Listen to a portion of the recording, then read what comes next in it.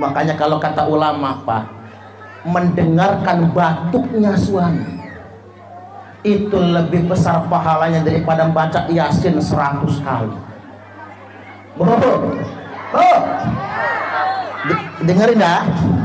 Mendengarkan nyimak batuk suami itu lebih besar pahalanya daripada baca Yasin 100 kali. Setuju atau setuju?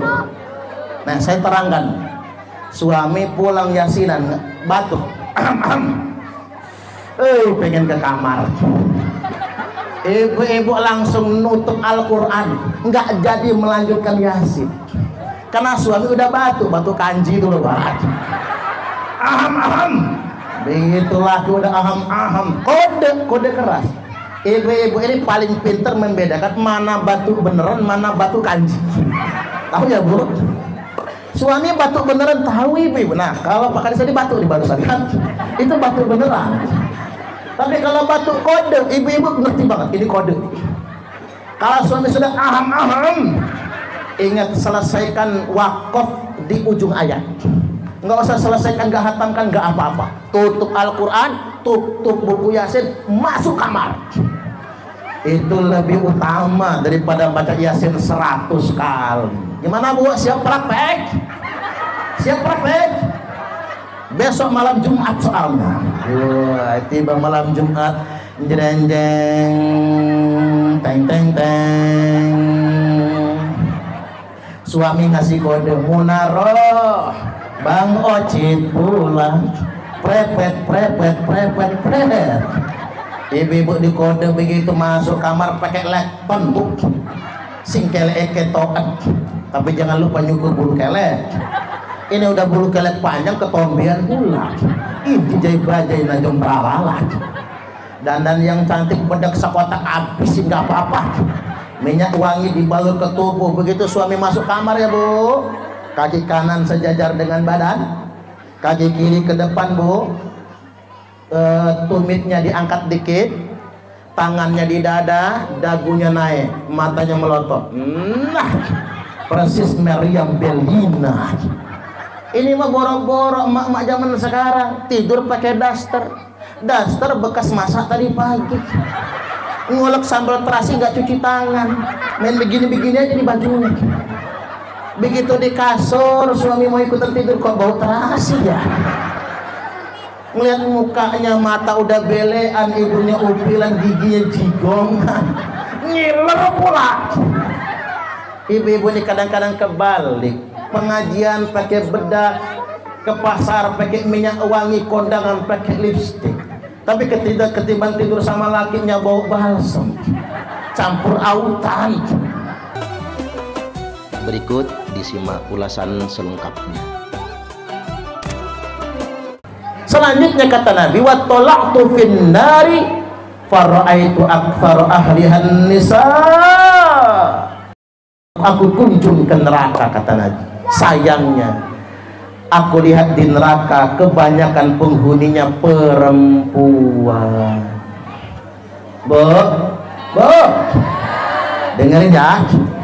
Tapi setahu saya kayaknya sih kalau perempuan Gedung Harapan masuk surga semua lah. Itu mah bukan orang Gedung Harapan tuh Pak. Jangan-jangan orang Perancis, orang Eropa.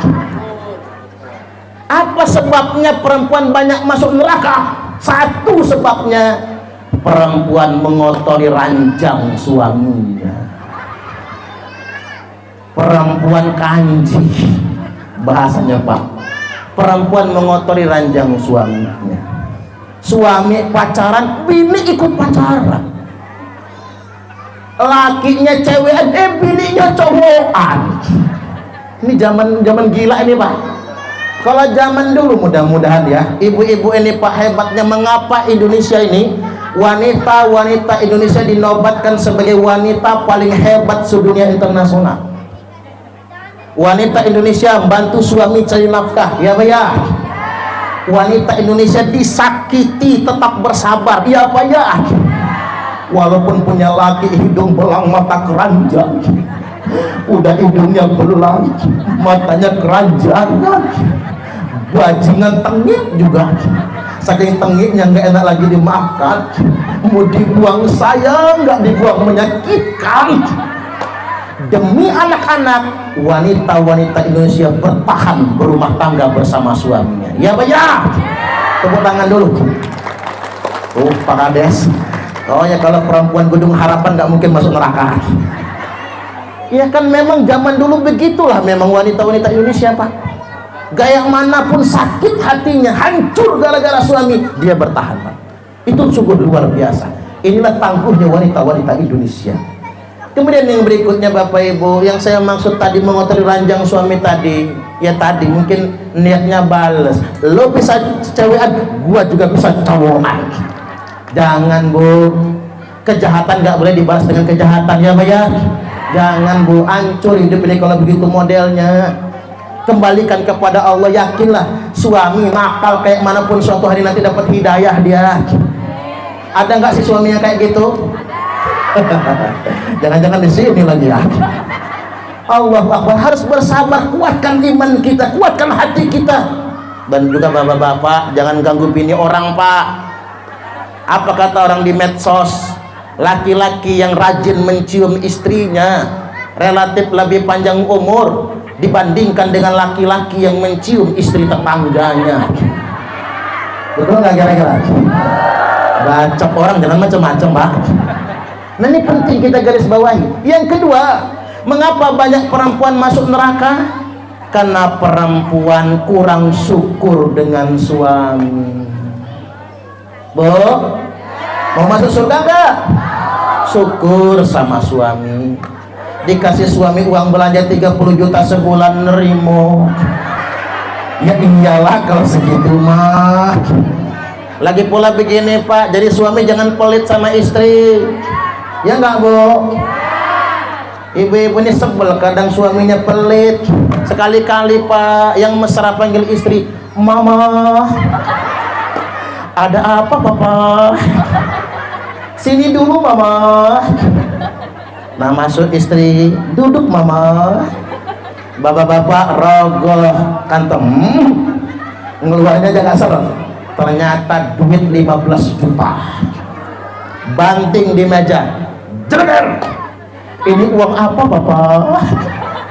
Ini uang belanja Mama, buat beli beras, cicilan kulkas, cicilan Tupperware, ongkos anak sekolah, cicilan seragam pengajian yang biru dongker nih. Kalau belum lunas kan begitu. Kata suami, cukup Mama, cukup Papa, malah bersisa. Ya kalau ada sisa ambil, simpen, kumpul sama Mama. Itulah hebat suami begitu. Bini ngekop duit 15 juta diirit-irit, nyisa banyak ya Bu ya. Begitu istri mau balik badan, nanti dulu Mama, masih ada yang kurang. Rogoh lagi Pak kantong kiri, ambil lagi 15 juta, banting lagi. Ini apa lagi Papa? Ini bonus untuk Mama.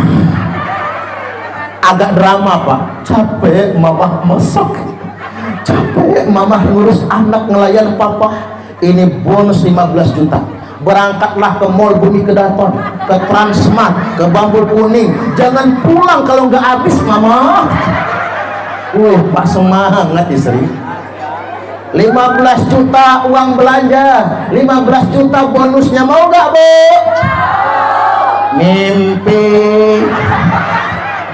Mimpi kok sampai jeruk langit lah Bu. Cuman kalau ada yang nggak apa-apa ya Bu ya. Beginilah ibu-ibu ini Pak, berapapun dikasih suami nerimo. Kurang kurang syukur apa perempuan-perempuan Indonesia itu. Kalau ada kasih banyak, kalau nggak ada ya apa adanya. Cuman ibu-ibu di Indonesia ini saya tahu betul, ibu-ibu ini paling sebel sama suami yang pelit, ngasihnya cuman dikit, itu pun diungkit-ungkit. Ada nggak yang kayak gitu? Mana Bu? Tunjukin nama saya. Udah pelit ngasih cuman dikit, diungkit terus. Sebel rasanya ibu ya. Ya kalau Anda kasih, tapi istri punya kewajiban syukur kepada suami. Yang berikutnya, mengapa perempuan banyak masuk neraka? karena melawan, mentang-mentang begelar, maaf betul, mentang-mentang begaji nih ibu-ibu sosialita ya, mentang-mentang sosialita manggil temennya jeng, Arisa di mana jeng, jang, mentang-mentang sudah pakai skincare, punya gaji tetap, pegawai, suaminya bukan apa-apa, lalu nginjek suami. Perempuan paling gampang masuk surga, paling gampang masuk neraka. Ibu-ibu kalau pengen masuk surga taat suami. Ibu-ibu kalau pengen masuk neraka gampang, saya ajarin, melawanlah sama suami. Gampang masuk neraka bu. Suami lagi tidur bu, sepak palanya.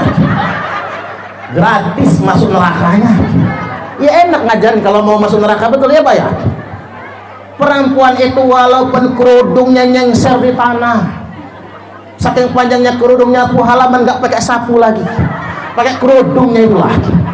Sholat tahajud tiap malam 5 waktu, sholatnya tertib. Setiap hari dia berangkat pengajian, hatam Quran seminggu sekali, naik haji 10 tahun sekali, umroh seminggu 5 kali. Rumahnya di Mekah soalnya. Tapi penyakitnya cuma satu, melawan suami. Pasti masuk neraka. Tapi ada cara cepat masuk surga. Apa cara cepat masuk surga? Pinter melayan suami. Makanya kalau kata ulama Pak, mendengarkan batuknya suami itu lebih besar pahalanya daripada baca Yasin 100 kali. Bro, dengerin dah. Mendengarkan nyimak batuk suami itu lebih besar pahalanya daripada membaca Yasin 100 kali. Setuju atau setuju? Nah saya terangkan, suami pulang Yasinan batuk, pengen ke kamar, ibu-ibu langsung nutup Al-Quran, nggak jadi melanjutkan Yasin karena suami udah batuk kanji dulu Pak. Begitu laki udah kode keras. Ibu-ibu ini paling pinter membedakan mana batuk beneran, mana batuk kanji. Tahu ya bu? Suami batuk beneran tahu ibu. Nah kalau Pak Kadis tadi batuk di barusan kan, itu batuk beneran. Tapi kalau batuk kode, ibu-ibu ngerti banget ini kode. Kalau suami sudah ingat selesaikan wakaf di ujung ayat. Nggak usah selesaikan, nggak hatamkan, nggak apa-apa. Tutup Al-Quran, tutup buku Yasin, masuk kamar. Itu lebih utama daripada baca Yasin 100 kali. Gimana bu? Siap praktek? Siap praktek? Besok malam Jumat soalnya. Wah, tiba malam Jumat, jeng teng teng teng. Suami ngasih kode, Munaroh, Bang Ocit pulang, prepet. Ibu-ibu di kode begitu masuk kamar pakai lekton bu, sing kelek ketokan, tapi jangan lupa nyukur bulu kelek. Ini udah bulu kelek panjang, ketombean pula. Ini jahit bajai najong berawalat. Dandan yang cantik bedak sekotak habis nggak apa-apa. Minyak wangi dibalur ke tubuh. Begitu suami masuk kamar ya bu, kaki kanan sejajar dengan badan, kaki kiri ke depan bu, tumitnya diangkat dikit, tangannya di dada, dagunya naik, matanya melotot. Nah, persis Meriam Bellina. Ini mah borok-borok emak-emak zaman sekarang tidur pakai daster bekas masak tadi pagi, ngolek sambal terasi nggak cuci tangan, main begini-begini aja di bajunya. Begitu di kasur suami mau ikutan tidur kok bau terasi ya. Ngeliat mukanya mata udah belean, ibunya upilan, giginya jigongan, ngiler pula. Ibu-ibu ini kadang-kadang kebalik, pengajian pakai bedak, ke pasar pakai minyak wangi, kondangan pakai lipstick, tapi ketimbang tidur sama lakinya bau balsam, campur autan. Cepet istri yang melayan suaminya. Saya doakan ibu-ibu masuk surga semua, Allahumma amin. Selanjutnya kata Nabi, tsumma urija bina ila sama'it tsaniyah, kemudian kami naik ke langit yang kedua. Fastaftaha Jibril, Jibril minta dibukakan pintu. Fafutihalana, dibukakan pintu langit yang kedua. Fa idza ana bi Isa wa Yahya alaihi wasallam. Ketika itu saya berjumpa dengan Nabi Isa, Nabi Yahya alaihi wasallam. Jadi Nabi Isa itu Bapak Ibu, Isa bin Maryam, Yahya bin Zakaria, ini dua nabi ini ada di langit yang kedua. Disambut Nabi kita ngobrol-ngobrol. Nah Nabi Isa inilah yang akan turun lagi Pak. Nabi Isa akan turun lagi, tugasnya membunuh Dajjal. Jadi sabar ya, kalau menghadapi kezaliman Israel zaman sekarang sabar. Ini jalan hidup, soalnya jalan sejarah takdir Allah. Kalau mau selesai nanti nunggu Nabi Isa al-Masih alaihi salam turun menyelesaikan semua itu. Tapi kalau Nabi Isa sudah turun Pak, nggak lama kiamat. Nabi Isa turun, beliau akan memimpin dunia internasional 40 tahun. Nabi Isa akan menjadi pemimpin internasional. PBB udah nggak ada lagi, yang ada satu pemimpin tunggal. Namanya siapa? Nabi Isa al-Masih alaihi salam. Dan beliau akan menikah. Nabi Isa itu nanti kalau sudah jadi pemimpin nikah, saya doakan istrinya orang Gedung Harapan. Woi, nanti Nabi Isa berkunjung ke Gedung Harapan, Pak. Mertuanya di sini soalnya. Beliau menikah dan punya anak, dan beliau akan wafat setelah 40 tahun Bapak Ibu. Lalu setelah wafat dimandikan, dikafani, disolatkan dan dimakamkan. Enggak lama setelah itu terjadilah kiamat kubro, hancur dunia ini. Jadi kalau Nabi Isa belum turun Bapak Ibu, jangan ngayal dulu kiamat Pak, kayak tebak-tebakan orang kayak ahlinya aja. Kiamat sebentar lagi, enak aja. Ciri kiamat sudah dekat, hujan nggak turun 3 tahun berturut-turut. Sekarang ini masih turun hujan nggak? Masih lama kiamat itu. Baik, selanjutnya tsumma urija bina ila sama'il tsalitsah, naik ke langit yang ketiga, ketemu dengan Nabi Yusuf alaihi salam, nabi paling ganteng. Nabi Yusuf itu adalah putra Nabi Yakub, putra yang ke-11 dari 12 anaknya. Sempat menjadi budak sahaya, menjadi pelayan di istana, tapi karena garis tangannya Nabi Yusuf kemudian menjadi raja. Ini pelajaran Pak Kades. Jadi Kades Gedung Harapan garis tangan ini. Siapapun yang jadi presiden Bapak Ibu itu sudah garis tangan, tinggal caranya saja. Kalau caranya maksa nggak berkah, apalagi dengan cara ngakalin konstitusi, nggak berkah. Kalau caranya maksa nggak berkah, apalagi dengan cara melanggar etika dan lain sebagainya. Tapi kalau yang namanya itu sudah garis tangan, kita nggak bisa nolak. Makanya nanti begitu 14 Februari diumumkan quick count lah, walaupun belum ada penetapan KPU, siapapun yang sudah memenangkan presiden, entah satu putaran atau 2 putaran, itu sudah takdir Allah. Karena itu garis tangan, nggak bisa. Kalau nggak bandul wajahnya nggak ada, takdirnya nggak ada, Pak Kades pun nggak akan bisa jadi Kades. Terpilih juga nggak akan dilantik. Sudah ada bukti Pak Alzir terpilih nggak dilantik karena memang bukan garis tangan yang menjadi gubernur Lampung. Itu hikmah buat kita semua. Baik, selanjutnya tsumma urija bina ila sama'ir rabi'ah, naik ke langit yang keempat, ketemu dengan Nabi Idris alaihi salam. Tsumma urija bina ila sama'il khamisah, naik ke langit yang kelima, ketemu dengan Nabi Harun alaihi salam. Tsumma urija bina ila sama'is sadisah, ditarik naik ke langit yang keenam, ketemu dengan Nabi Musa alaihi salam. Tsumma urija bina ila sama'is sabi'ah, naik ke langit yang ketujuh, ketemu dengan Nabi Ibrahim alaihi salam. Musnidan dhahrahu ilal baitil ma'mur, ketika itu Nabi Ibrahim menyandarkan bahunya ke Baitul Ma'mur.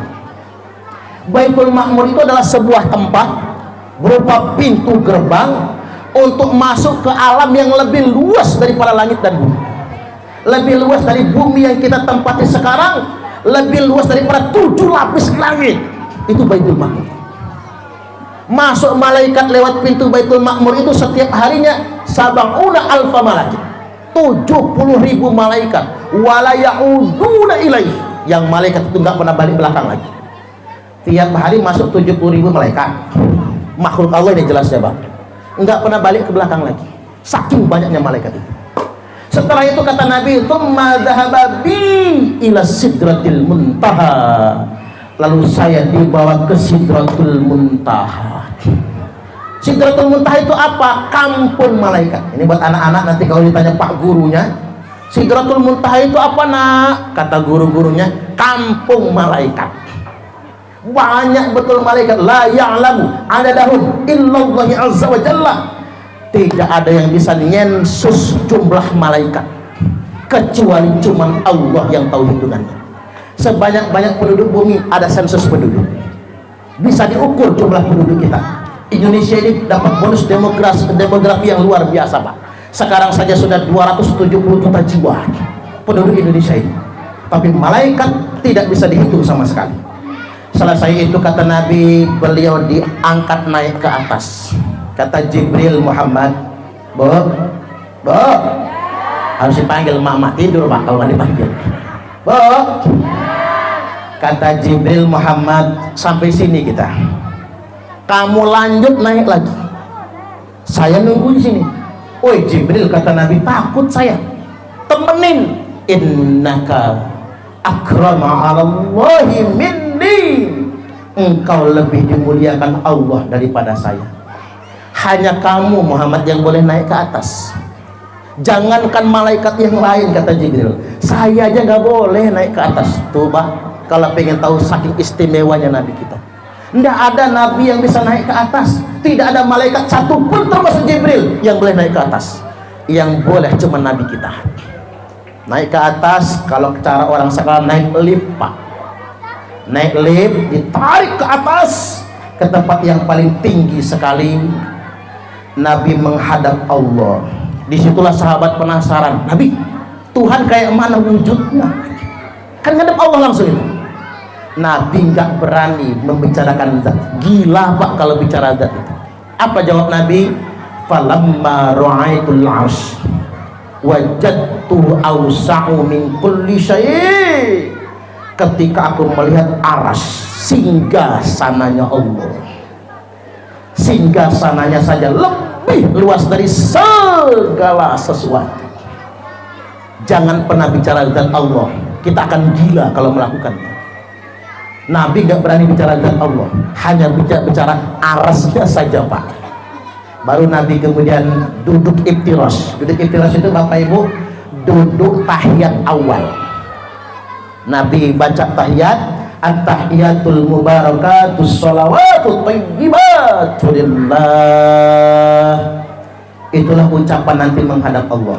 Jangan lupa ya Pak, kalau di akhirat hari kiamat nanti kita udah mati nih, terus kiamat nanti kita dibangkitkan ketemu Allah. Jangan sekali-kali mengucap assalamualaikum ya Allah, ngelunjak itu Pak, nggak boleh. Allah nggak boleh didoakan selamat, karena Allahumma antas salam wa minkas salam wa ilaika ya'udus salam. Kan habis salat kita Allahumma antas salam, karena Allah pemilik keselamatan itu. Ngapain kita mendoakan Allah selamat? Itu termasuk su'ul adab kepada Al-Khaliq Pak, kepada pencipta kita. Jadi ucapkanlah at-tahiyat. Nah ketika Nabi ngucap at-tahiyat, Allah jawab, assalamu alayka ayyuhan nabi wa rahmatullahi wa barakatuh. Makanya Bang langsung dijawab sama anak-anak, langsung dijawab, assalamu alayka ayyuhan nabi wa rahmatullahi wa barakatuh. Makanya Bapak Ibu, waktu kita lagi sholat baca tahiyat, tekadkan dalam hati, yang kita ucapkan itu adalah ucapan Allah. Kalau itu sudah Bapak Ibu tekadkan, yakin, yakin, selamanya kita tidak akan pernah dibakar api neraka. Allahumma amin. Pokoknya nanti di akhirat ya Pak, kalau bapak-bapak mau masuk neraka, ya Allah protes gua, saya nggak mau masuk neraka. Ngapa kata Allah kamu nggak mau masuk neraka? Kata Suparman Abdul Karim, ya Allah, waktu ceramah di Gedung Harapan, kalau udah ngucap kalimat itu, ya Allah kami tekadkan itu ucapanmu yang kami ucapkan ulang, diharamkan dari jilatan api neraka. Oh gitu kata Allah, ya udah nggak jadi kamu masuk neraka, masuk surga sono. Pilih surga jangan lupa nyariin saya ya Pak ya. Saya belum ada, minta lagi sama Allah, ya Allah parmannya belum masuk surga ya Allah, kalau bisa dia ditarik juga. Karena begini Bapak Ibu, di akhirat nanti banyak diskusi yang kayak gitu Pak. Setiap orang yang mau masuk neraka nggak jadi masuk neraka gara-gara berhujjah di hadapan Allah. Tapi Allah Maha tahu Pak, maksud Allah memang mau dimasukkan ke surga, tapi Allah ingin ngetes hamba-hambanya apa hujahnya untuk masuk ke dalam surganya Allah. Makanya apapun kekurangan umat manusia, apapun kekurangan umat Nabi, masuk surga semua kecuali satu Pak, sombong saja. Orang sombong yang nggak masuk surga itu. Tapi selama kita nggak sombong Bapak Ibu, apapun kekurangan kita, ada hujah kita, Allah perkenankan masuk surga. Mudah-mudahan kita semua masuk surga, Allahumma amin. Nabi menjawab lagi, apa jawaban Nabi? Assalamu alaina wa ala ibadillahi shalihin. Lalu Nabi mengucap kalimat asyhadu an la ilaha illallah. Nah jangan lupa Bapak Ibu, illallah ngangkat. Nah kita ini di Gedung Harapan, madhab kita ini madhab Syafi'i. Orang Lampung itu Pak aslinya madhab Syafi'i semua. Karena mengapa? Masuknya Islam ke Lampung bukan lewat jalur biasa, tapi jalur kerajaan. Maka mau tidak mau dia hierarki, madhabnya pun madhab Syafi'i, kan begitu. Negara kita juga bermadhab Syafi'i. Makanya kalau ada orang Lampung madhabnya aneh-aneh, itu mengingkari sejarah, itu mengingkari asal usul. Madhab Syafi'i, bahasa kitanya NU lah kalau di Indonesia itu. Ada 4 macam cara tahiyat itu, cara ngangkat 7. Madhab Hanafi, la ilaha illallah turun, la ilaha ngangkat, illallah turun. Ini madhab Hanafi, gak digenggam. Yang kedua madhab Syafi'i, terbanyak kedua, illallah baru ngangkat, cara madhab Syafi'i. Yang ketiga madhab Hambali, dari atahiyat udah ngangkat, tuh itu madhab Hambali. Di Indonesia ini saudara-saudara kita dari Muhammadiyah, itu madhab Hambali, dari atahiyat udah diangkat. Yang nomor 4 paling dikit pengikutnya madhab Maliki, diangkat digoyang-goyangin kanan kiri, tak tak tak tak begini. Zaman sekarang bukan kanan kiri Pak, atas bawah, ngong ngong ngong ngong ngong. Ada di muter-muter, wer. Saya cuma sumbang saran, di mana bumi dipijak, di situ langit dijunjung. Cocok atau cocok? Lain ladang, lain belalang, lain lubuk, lain ikannya. Maksud saya, yang aneh-aneh itu jangan, Pak. Termasuk ini kan Gedung Harapan ini nanti banyak perumahan kan, banyak kaplingan Pak. Ini bakal jadi kota di Gedung Harapan ini, karena banyak perumahan, banyak kaplingan. Kadang-kadang paham baru masuk. Paham baru masuk aneh-aneh, muter-muter untuk ketutupan sarung Pak. Kalau ketutupan sarung apa sangkaan orang kan begitu. Jangan yang aneh-aneh, ikut yang umum-umum saja Bapak Ibu. Yang dibawa oleh Wali Songo dulu, itu aja yang diikuti. Kita memang jalurnya Wali Songo, negara kita memang madhab resminya madhab Syafi'i. Jangan yang aneh-aneh, apalagi yang suka membid'ah-bid'ahkan itu, harus kita antisipasi. Apalagi nggak jauh dari Gedung Harapan ini ada pondok yang memang dipantau oleh Densus 88. Karena banyak alumni yang terlibat terorisme Bapak Ibu. Hati-hati masukin anak ke pondok pesantren. Baik, saya lanjutkan. Setelah itu fa'auhallahu ta'ala anayya khamsina sholah, Allah wahyukan kepada saya, kata Nabi, 50 sholat. Singkat cerita 50 ini tawar-tawar, tinggal 5 waktu sholat. Kata Nabi Musa, Muhammad, ma farada rabbuka ala ummatika, apa sih yang Allah wajibkan atas umatmu? Kata Nabi, khamsina sholah, 50 sholat. Wih banyak amat, kata Nabi Musa. Irji' ila rabbika fas'alhu takhfif, inna ummataka la yutiquna dzalik. Balik lagi kamu kepada Rabbmu, minta keringanan, karena umatmu gak akan sanggup sholat sebanyak itu. Balik lagi Nabi kepada Allah, Rabbi khafif ala ummati, mohon ringankan, dikurangi 5. Nabi Musa bertanya, tinggal berapa Muhammad? Alhamdulillah Musa tinggal 45, dikurangin 5, masih kebanyakan Muhammad. Maka singkat cerita Bapak Ibu, 50 tinggal 5. Maka Allah berfirman, nah inilah puncak Isra Mi'raj kita malam ini. Allah berfirman, ya Muhammad, ifratu ala ummatika khamsa sholawatin. Wahai Muhammad, aku perintahkan kepada umatmu, kuwajibkan 5 waktu sholat. likulli sholatin ashrun, satu sholat nilainya 10, fadzalika khamsuna sholat. Itulah mengapa disebut 50 sholat. Oi, begitu ternyata. Maka wa ahidtu anni ahdan, aku punya janji kata Allah, yang jaga 5 waktu sholatnya alaihinna liwaktihinna adkhaltul jannah. Yang jaga 5 waktu sholatnya pada waktu-waktunya aku masukkan dia ke dalam surga. Wa man lam yuhafiz alaihinna liwaktihinna fala ahda lahu indi. Yang tidak menjaga 5 waktu sholatnya tidak ada janji di sisi. Sholat zuhur mepet asar, asarnya nunggu maghrib, maghribnya mentok isya, isyanya ketiduran, subuhnya kesiangan. Ada bapak-bapak sholat subuh kesiangan niatnya begini, usalli fardhas subhi raka'ataini mustaqbilal qiblati kodoan lillahi ta'ala. Lah kok kodoan Pak jam 8 sholat subuhnya. Istrinya nyusul, apa kata istrinya? Usalli fardhas subhi raka'ataini mustaqbilal qiblati, kesiangan lillahi ta'ala. Lo kok kesiangan, Bu? Jam 10 sholat subuhnya.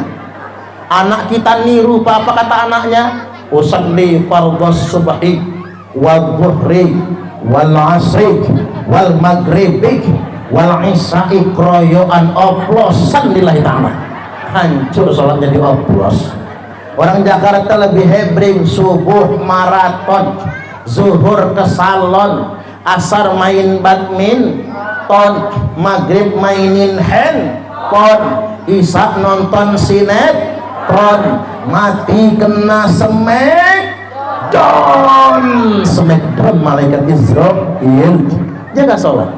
Kan sholat nggak bikin repot. Sholat zuhur wayahnya istirahat. Iya Pak ya. Apa sih kerjaan yang nggak ada istirahatnya Pak? Sholat asar udah selesai kerjaan. Seberat-beratnya nguli bangunan jam 4 selesai. Belum selesai hari itu ya besok lanjutin lagi ge. Sholat maghrib kita memang sudah sampai rumah.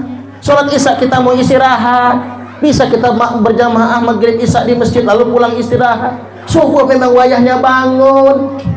Sholat itu paling lama 5 menit, disingkat-singkat. Kalau bacaannya cepat, yang pendek-pendek dan yang penting tumanina 2 menit cukup Pak sholat itu. Dan sholat nggak ada yang berat. Saya belum pernah ngeliat orang sholat ngapa-ngapa. Pak ngapa-ngapa, capek gua habis sholat soalnya. Nggak ada.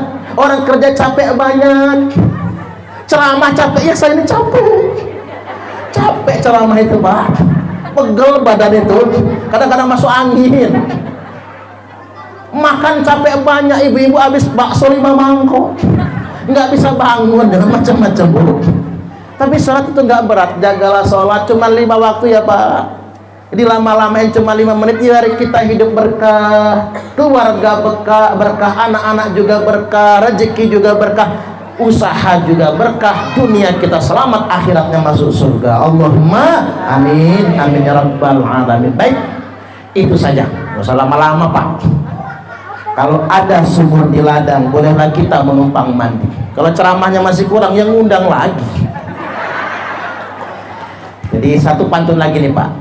Hidup terasa menyakitkan tanpa kehadiran seorang kekasih. Cukup sekian dan terima kasih. Allahul muwaffiq ila aqwamit thariq. Assalamualaikum warahmatullahi wabarakatuh.